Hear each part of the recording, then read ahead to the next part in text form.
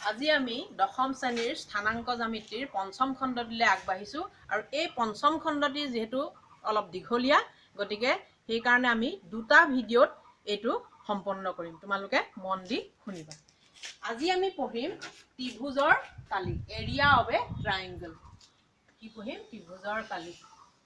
এতিয়া ত্ৰিভুজৰ কালি বুলি কোৱাৰ লগে লগে তোমালোকৰ মনলৈ আহিব এই ত্ৰিভুজটো কথা এতিয়া মই ABC ত্ৰিভুজটো আঁকিলে পঞ্চম শ্ৰেণীত তোমালোকে পাই আহিছা হাফ ইনটু ভূমিপুৰৰ উন্নতি এইটো পঞ্চম শ্ৰেণীৰ পৰা তোমালোকে অষ্টম শ্ৰেণীলৈকে শিকি আহিছা এ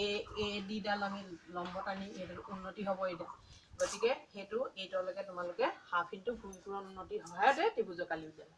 তাৰপিছত যেতিয়া 9 পালাহি তাত তেতিয়া তুমি পাইছা হিৰণৰ সূত্ৰ অনুসৰি ত্ৰিভুজৰ কালি এই হিৰণৰ সূত্ৰটো আঁকিছিলে √s into s minus a into s minus b into s minus c য'ত s টো কি আছিলে ত্ৰিভুজটোৰ অৰ্ধ পৰিসীমা আৰু a b c কি আছিলে a b আৰু c কি আছিলে ত্ৰিভুজটোৰ বাহুৰ গতিকে 9 লৈকে এইকেইটা পাই আহিছিল যেটো স্থানাংক জ্যামিতি পঢ়িছো গতিকে স্থানাংক জ্যামিতিত যেতিয়া ত্ৰিভুজৰ কালি উলিয়াম তেতিয়া সেই ত্ৰিভুজৰ বা যিকিটা শীৰ্ষবিন্দু থাকিব সেই শীৰ্ষবিন্দু কিটাৰ আমি স্থানাংকটোৰ দ্বাৰা আমি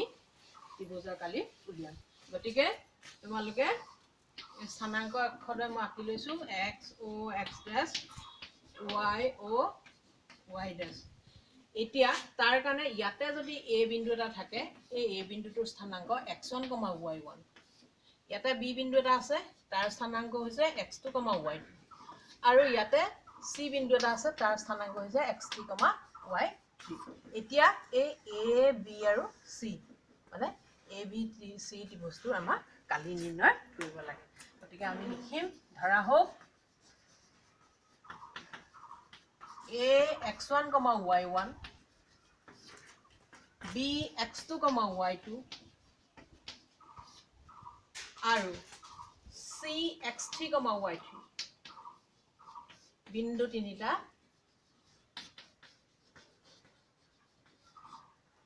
ত্ৰিভুজ ABC ৰ শীৰ্ষবিন্দু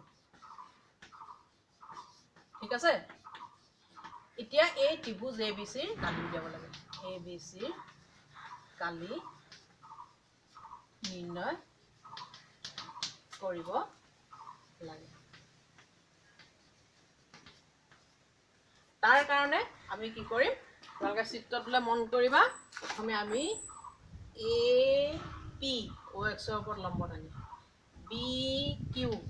OX ৰ ওপৰত লম্ব টানিম আৰু CR OX ৰ ওপৰত লম্ব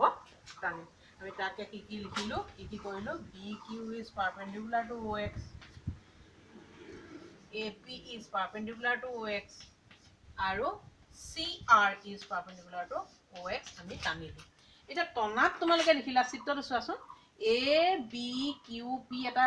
ট্ৰেপিজিয়াম নহয় নে আকৌ চোৱা APRC এটা ট্ৰেপিজিয়াম নহয় নে আৰু এটা চোৱা BQRC এটো এটা ট্ৰেপিজিয়াম নহয় নে এই তিনিটা ট্ৰেপিজিয়াম আমি পালো এটা হে তিনটা ট্ৰেপিজিয়ামৰ পৰাই আমি ত্ৰিভুজৰ ABC ত্ৰিভুজটোৰ কালি আমি নিৰ্ণয় কৰিম এতিয়া প্ৰথমতে আমি মনত পেলাম যে ট্ৰেপিজিয়ামৰ কালি কি আছিল আমি জানো যেটো ট্ৰেপিজিয়ামৰ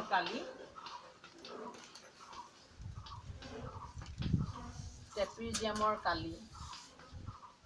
কি আছিল হাফ ইনটু সমান্তৰাল বাহু দুটাৰ যোগফল ইনটু কি আছিল সিহঁতৰ মাজৰ দূৰত্ব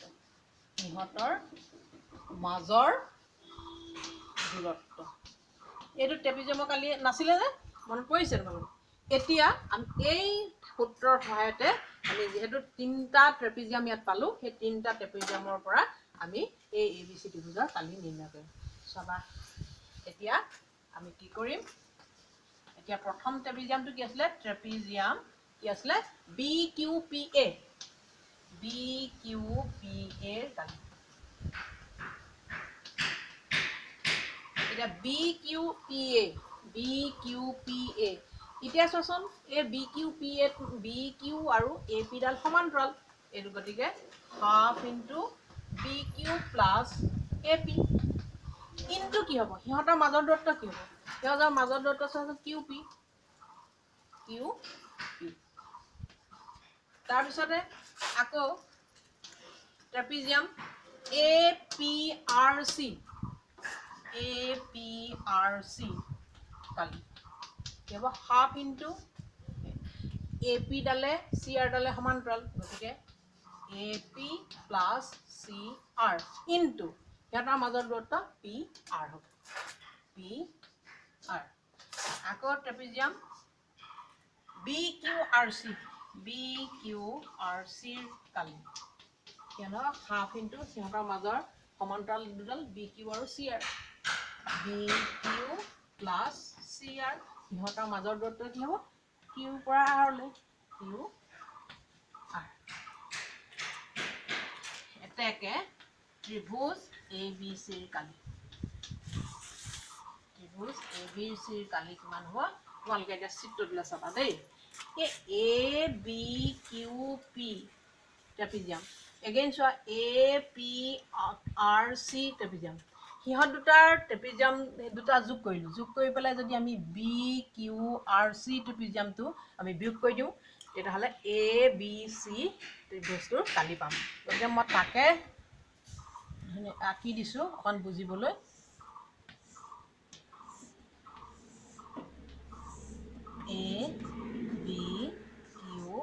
ABQPRC এতিয়া চাচোন এই ABC ত্ৰিভুজটো কালি উলিয়াবলৈ হ'লে কি উলিয়াব ABQP ট্ৰেপিজিয়াম APRC ট্ৰেপিজিয়াম এই দুইখিনি যোগ কৰি দিলোঁ যোগ কৰি পেলাই তাৰপৰা কি হয়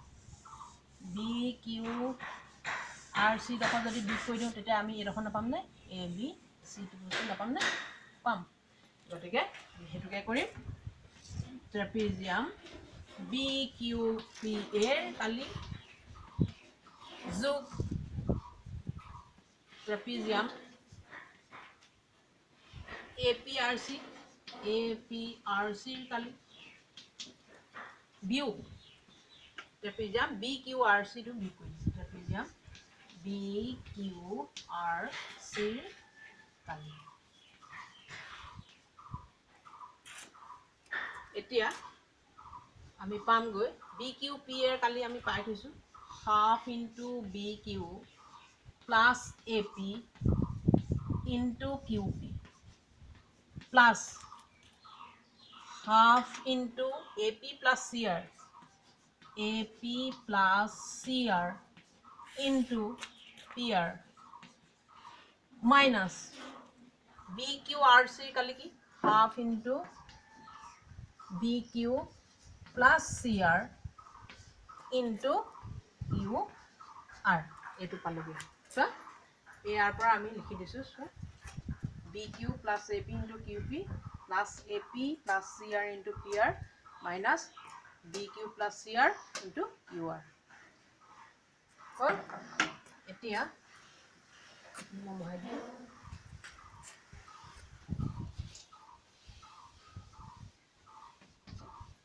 এয়া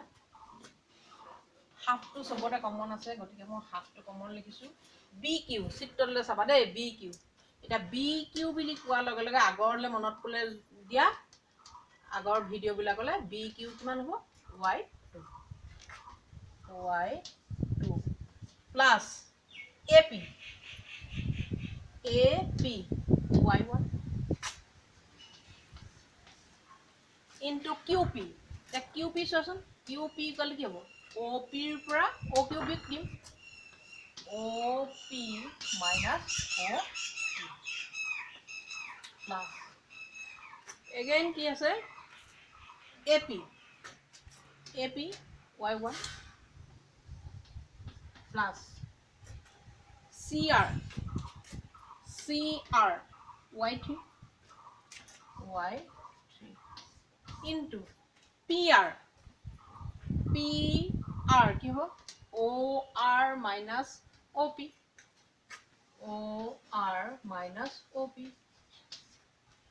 মাইনাছ মাইনাছ কি হ'ব BQ y2 প্লাছ CR কিমান হ'ব y3 ইনটু QR কোনটো QR কি হ'ব OP minus OQ OR minus OQ OR minus OQ এতিয়া আমি লিখিম half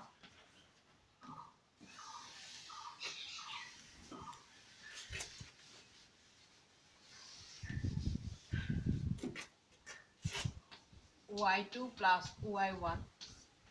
into OP x1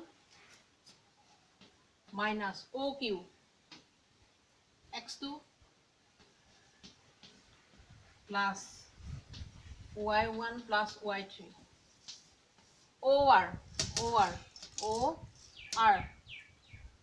x3 OP x1 minus y2 plus y3 OR x3 minus OQ কি হ'ব x2 এতিয়া মন কৰিছানে এতিয়া তোমালোকে চোৱা মই প্ৰথমে x1 থকাখিনি একেলগ কৰি লিখিম এইটো x1 আছে গতিকে x1 ইনটু কি হ'ব y2 plus y1 আৰু x1 ক'ত আছে এইটো কি আছে মাইনাছ আছে গতিকে সো মাইনাছ x1 ইনটু কি হ'ব y1 plus y3 এইটো x1 এবাৰ লিখিম আমি x2 কি আছে ইয়াত এইটো আছে মাইনাছ আছে গতিকে মাইনাছ x2 ইনটু কি হ'ব y2 plus y1 আকৌ x2 এইটো চোৱা এইটো আছে মাইনাছ ইয়াত আছে মাইনাছ আছে প্লাছ গতিকে plus x2 into y2 plus y3 এবাৰ আমি লিখিম প্লাছ x3 কিনি লিখিম x3 ক'ত আছে চোৱা এইটো x3 লিখিম y1 plus y3 তাৰপিছত প্লাছ এইটো মাইনাছ আছে গতিকে minus x3 into y2 plus y3 এইটো সাৱধানে লিখিবা তেতিয়াহে নহ'লে থাকি গ'লে অকণমানতে ভুল হৈ যাব গতিকে এবাৰ মই মহাই দিম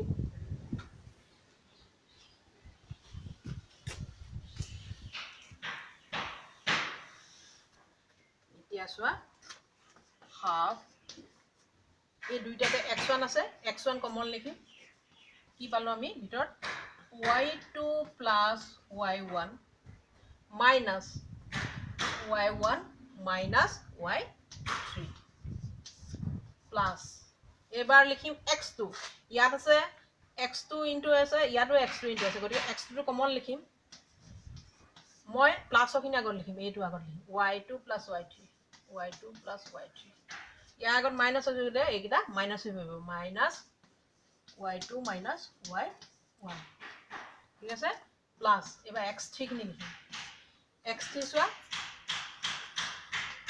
y1 plus y3 মাইনাছ এইটো মাইনাছ আছে দুইটা আগত প্লাছ আছে গতিকে এটি মাইনাছ হৈ যাব minus y2 minus y3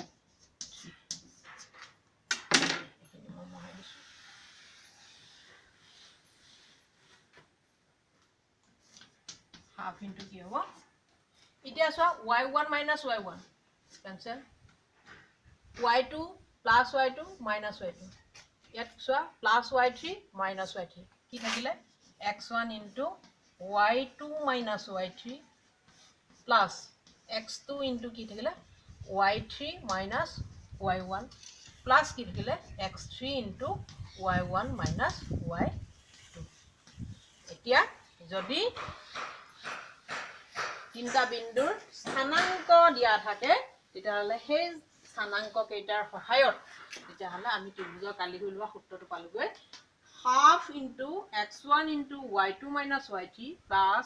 x2 into y3 minus y1 plus x3 into y1 minus y2। এতিয়া ইয়াক আমি মনত ৰাখিবৰ কাৰণে এটা সুবিধা মই দেখুৱাই দিছোঁ, তোমালোকে মন্দিৰ শুনিবা। চোৱা, প্ৰথম বিন্দুটো আছিলে a(x1 y1) হয়নে? নেক্সটটো আছিলে x2 y2 আৰু নেক্সটটো আছিলে x3 y3। এতিয়া তুমি প্ৰথমে ল'বা x1 ল'লা, a(x1)টো ল'লা। x1টো লওঁতে কিন্তু এইটোক নাভাবিবা আৰু ইহঁতৰ দুটাক নাভাবিবা। গতিকে বাকী কি থাকিলে y2 আৰু y3। গতিকে y2 মাইনাছ y3 আমি 0টো লিখোঁতে সদায় এইটো পাকত লিখোঁ ন, সদায় সেই পাকটোকে ধৰিবা প্লাছ এবাৰ x টো ল'বা, x2ক লোৱা। x2ক লওঁতে x1 আৰু x3ক নধৰিবা আৰু y2ক নধৰিবা। কি থাকিব তেতিয়া y3 minus y1, y3 minus y1। Next কি হ'ব x3 ধৰা, x3 ধৰোঁতে y3ক নধৰিবা আৰু এইটাক নধৰিবা। কি থাকিলে এইটো আৰু এইটো। এতিয়া কি হ'ব y1টো আগত পাম, এইটো y1 মাইনাছ y2। গতিকে এই সূত্ৰটো একেটা সূত্ৰকে আমি পালোগৈনে? একেটা সূত্ৰকে আমি পালোগৈনে বাৰু? একেটাকে পালোগৈ। গতিকে মনত ৰাখিবলৈ তোমালোকে এই ফৰ্মুলাটো ইউজ কৰিব পাৰা।